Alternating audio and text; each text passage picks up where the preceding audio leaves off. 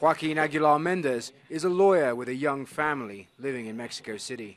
Nearly 20 years ago, he says, he was sexually abused by a priest named Nicholas Aguilar.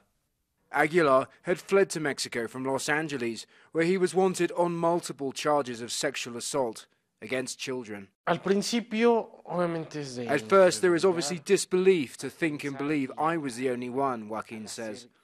But over the years, you realize this is a person who has raped children all of his life. Further complaints were made against Aguilar, who is now on the run. He was not defrocked until 2009, and Joaquin believes this man, the Archbishop of Mexico City, Norberto Rivera, helped protect him.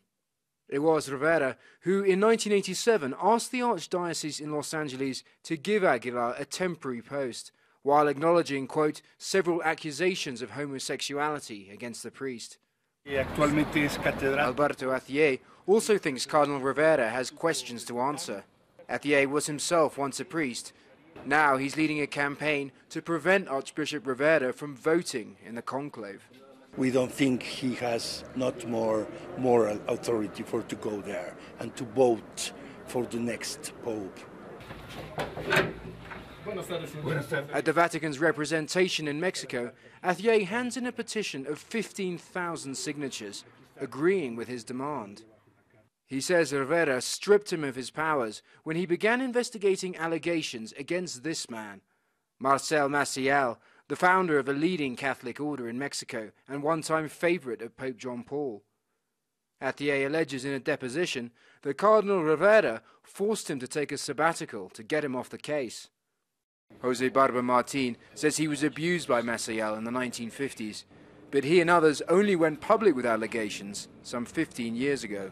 We had published, after exhausting all the possibilities through bishops, priests in good standing, about this reality. They told practically everyone that we should leave everything in the hands of God. Maciel was finally removed from his post by the Pope in 2006, but never faced criminal charges before his death. A spokesman of Archbishop Rivera told CNN there was no proof in the allegations against him. He added, each priest is responsible for his behavior before civil law, and the Church's responsibility is to suspend the priest. That is being done currently with full rigor.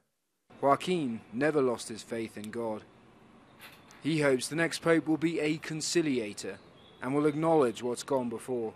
Entonces ha costado mucho trabajo. It's taken a lot of work to get the Church to admit responsibility and to get the state to investigate, he says.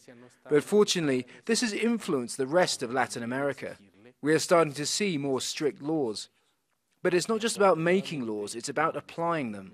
And that's the biggest challenge we all have. A challenge he faces every day, with Nicholas Aguilar still at large. Nick Parker, CNN, Mexico City.